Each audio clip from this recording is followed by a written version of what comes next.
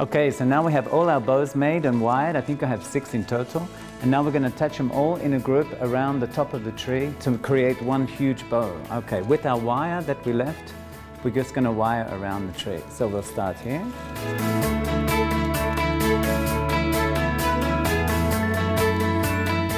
Wiring it in. And as you're going, with the tails we first left, sort of pleat them and separate them all out, coming down the tree.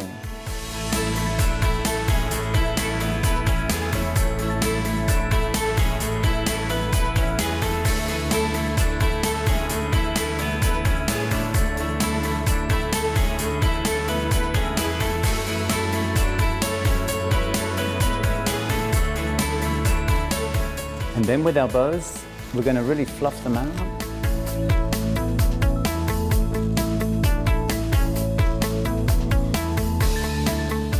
Make them look really full.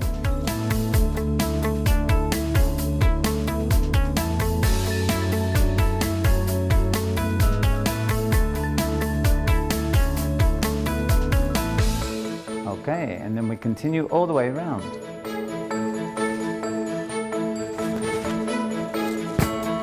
Okay, now we have the final bow ready to go right on the top, which will be the final topper to our tree.